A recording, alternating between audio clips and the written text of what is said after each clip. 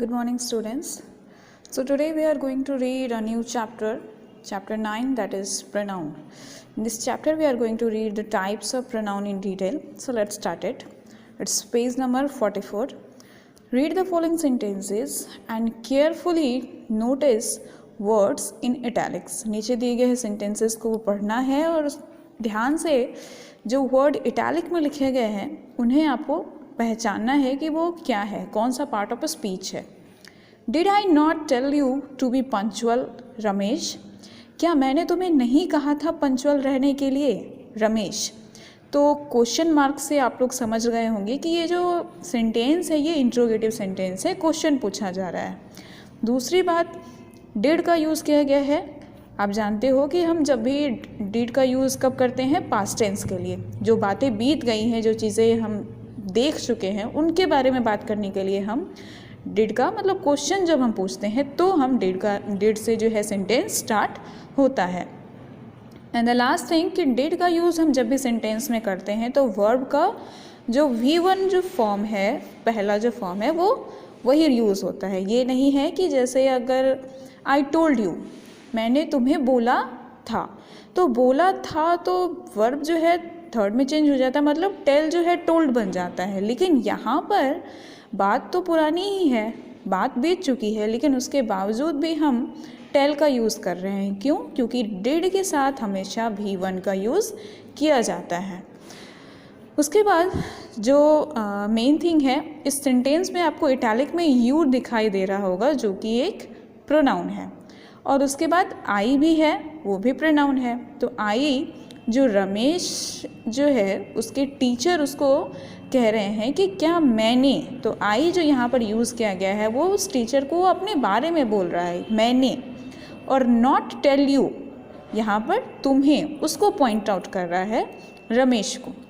Yes sir but I missed the train. हाँ sir लेकिन मेरी ट्रेन छूट गई. तो इस सेंटेंस में जो इटैलिक में लिखा गया है वो है आई, और यहाँ पर भी आई जो है ये किसको डिनोट कर रहा है? रमेश को. ठीक है, ये रमेश जो है वो जवाब दे रहा है कि हाँ सर आपने कहा था मुझे पंक्चुअल रहने के लिए, लेकिन मेरी ट्रेन मिस हो गई, छूट गई. तो आई यहाँ पर किसको डिनोट कर रहा है, किसके लिए यूज़ हुआ है? रमेश के लिए. आपको एक चीज़ का बस ध्यान रखना है कि इटैलिक में जो वर्ड लिखा गया है वो कौन सा पार्ट ऑफ स्पीच है, और इन सारे में आप देखोगे कि वो प्रोनाउन ही है, लेकिन आपको ये ध्यान रखना है कि प्रोनाउन जो यूज़ हो रहा है वो कौन से नाउन को रिप्लेस करके वो यूज़ किया गया है. प्रोनाउन का डेफिनेशन आप लोग पहले से जानते हो कि प्रोनाउन जो कि नाउन को रिप्लेस करता है, नाउन की जगह लेकर के खुद आता है वो वर्ड. ठीक है, प्रो नाउन, नाउन से नाउन की जगह पे. We should always speak the truth. तो हम लोगों को हमेशा सच बोलना चाहिए. सॉरी ये छूट गया. Why are you crying? Are you afraid of me? तो वो जो टीचर है वो रमेश को कह रहे हैं कि तुम रो क्यों रहे हो, क्या तुम मुझसे डरे हुए हो? तो इस सेंटेंस में इटैलिक में 3 वर्ड लिखे गए हैं, यू एंड मी. तो यहाँ जो यू है, वाई आर यू क्राइंग, तो ये टीचर रमेश से पूछ रहे हैं. दैट मीन कि ये जो यू है वो किसके लिए यूज़ किया गया है? रमेश के लिए.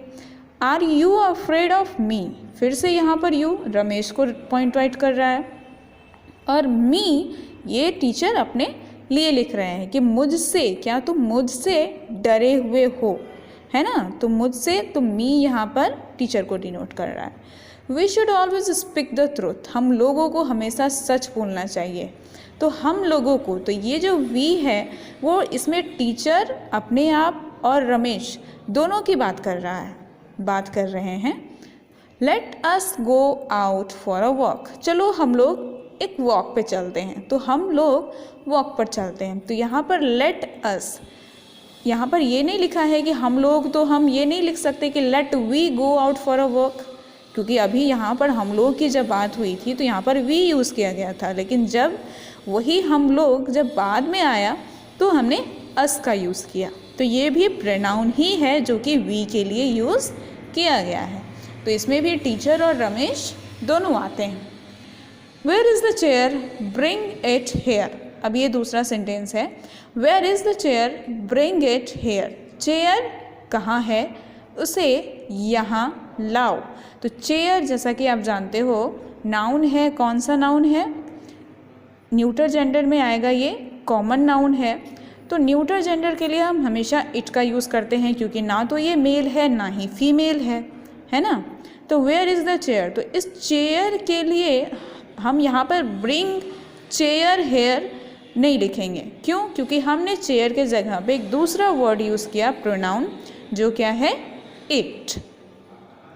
लुक एट दिस वुमन, इस औरत को देखो, सी अपीयर्स सैड, वो उदास दिखती है, उदास लगती है।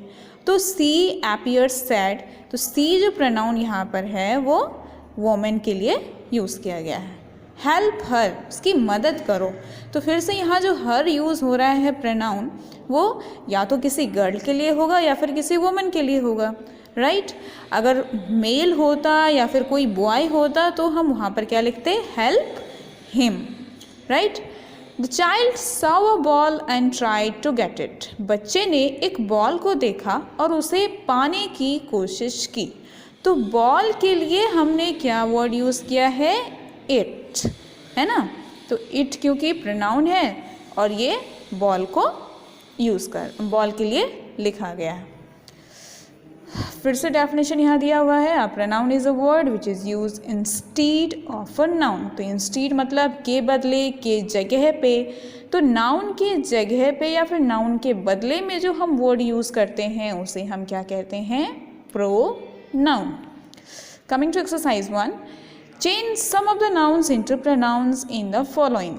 तो इन नीचे दिए हुए सेंटेंसेस में हमें बहुत जगह नाउन दिखाई देंगे और उस नाउन को हमें रिप्लेस करना है किससे, प्रोनाउन से। लेकिन हर नाउन को हमें रिप्लेस नहीं करना, कुछ कुछ नाउन को रिप्लेस करना है।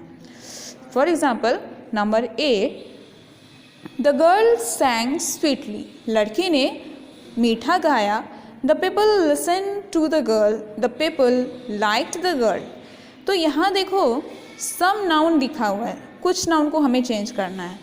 तो इस चीज़ का ध्यान रखना कि पहले वाले सेंटेंस में हमें नाउन को रिप्लेस नहीं करना है, क्योंकि पहले वाले नाउन में तो हमें बतलाया ही जा रहा है सब्जेक्ट के बारे में या फिर प्रेडिकेट। उसके बाद जो हम नाउन को अगर लिखते हैं दोबारा से तो हम नाउन को रिप्लेस करेंगे प्रोनाउन से। जैसे कि इस सेंटेंस में देखो कि लड़की ने मीठा गाया, लोगों ने लड़की को सुना और लोगों ने लड़की को पसंद किया। ठीक है, मतलब उसने बहुत अच्छा गाया, सबने उसकी सराहना की, सबने अच्छे से मतलब सुना उसके गीत को और फिर सबने उसकी प्रशंसा की होगी, right. The people listen to the girl, तो यहाँ पे हम टू द गर्ल जो है, तो यहाँ पर द गर्ल को हम रिप्लेस करके क्या लिख सकते हैं, हर। ठीक है, क्योंकि गर्ल हम दोबारा से लिखा गया है तो इसीलिए गर्ल को हमने रिप्लेस कर दिया हर से। गर्ल के लिए हर ही यूज़ होगा, अगर बॉय होता तो हम हिम यूज़ करते। दूसरी बात, द पीपल, अब फिर देखो पहले वाले लाइन में, इस वाले लाइन में द पीपल पहली बार आया, अब फिर से द पीपल का यूज़ किया जा रहा है, तो इसीलिए हम इसको हटा करके यहाँ पर क्या लिख सकते हैं, दे। क्योंकि पीपल जो है प्लूरल है, सिर्फ एक इंसान नहीं है, दो भी हो सकते हैं और दो से ज़्यादा भी हो सकते हैं, तो इसीलिए हम यहाँ पर दे लिखेंगे। दे लाइक्ड, फिर से द गर्ल को हम हटा करके यहाँ पर क्या लिख देंगे, हर। तो सेंटेंस क्या हो जाएगा, द गर्ल सैंग स्वीटली, इसमें कोई करेक्शन नहीं होगा। The people listen to the girl को हम क्या लिखेंगे, the people listen to her. और उसके बाद द पीपल को भी हम हटा देंगे, क्योंकि द पीपल इससे पहले वाले सेंटेंस में एक बार हम देख चुके हैं। दोबारा जब रिपीट किया जाए ना नाउन को, पहली बार छोड़ देना है, दूसरी बार जब रिपीट किया जाए तब हम नाउन को रिप्लेस कर देंगे प्रोनाउन से। ओके, नंबर बी देखो, these soldiers are wounded, these soldiers must go to hospital. Soldiers जो है जख्मी हैं, इन्हें हॉस्पिटल जाना चाहिए। तो दीज सोल्जर्स जो है दो बार आ रहा है, देख रहे हो। पहली बार में हमें कोई करेक्शन नहीं करना, पहली बार में हमें नाउन को रिप्लेस नहीं करना है, क्योंकि पहली बार में तो हमें बतलाया ही जा रहा है, इंट्रोडक्शन ही हो रहा है। उसके बाद जब हम उसकी बात करेंगे तो हम रिप्लेस करेंगे। तो फिर से यहाँ पर दीज सोल्जर्स को हम हटा देंगे। अब क्योंकि सोल्जर्स प्लूरल है, इस चीज़ का भी ध्यान रखना है कि सिंगुलर है या प्लूरल है, ही का यूज़ करना है या फिर सी का यूज़ करना है, वो तो जेंडर पर डिपेंड करेगा। लेकिन दे कब हम देखें यूज़ करेंगे, चाहे वो मेल हो या फीमेल, अगर प्लूरल में है तो हम वहाँ पर दे का यूज़ करेंगे, राइट। तो सोल्जर्स प्लूरल है, इसीलिए दीज सोल्जर्स को हटा के हम यहाँ पर क्या लिख देंगे, they must go to hospital. Okay. A boy saw a mango on the tree, एक लड़के ने एक आम देखा पेड़ पे। The boy plucked the mango, और लड़के ने आम को तोड़ लिया। तो अब यहाँ पर फर्स्ट सेंटेंस में फिर से हम कोई करेक्शन नहीं करेंगे। दूसरे सेंटेंस जो दिया हुआ है द बॉय, तो जैसा कि द आर्टिकल के यूज़ में हमने पढ़ा भी था कि दूसरी बार जब नाउन के बारे में बात की जाएगी तो हम नाउन से पहले द आर्टिकल का यूज़ करेंगे, तो वहाँ पर भी यही चीज़ है। तो the boy plucked the mango, तो यहाँ पर हम द बॉय को फिर से यूज़ किया जा रहा है तो हम इसको हटा देंगे, और बॉय के लिए क्या यूज़ हो जाएगा, ही। सिंगुलर है, बॉय है, तो इसीलिए हम यहाँ पर क्या यूज़ करेंगे, ही प्लक्ड। अब द मैंगो लिखा हुआ है, मैंगो तो पहले यूज़ हो चुका है एक बार सेंटेंस में, तो मैंगो के लिए क्योंकि मैंगो न्यूटर जेंडर आ गया, ना तो ही है ना तो सी है, तो हम यहाँ पर क्या यूज़ करेंगे, इट।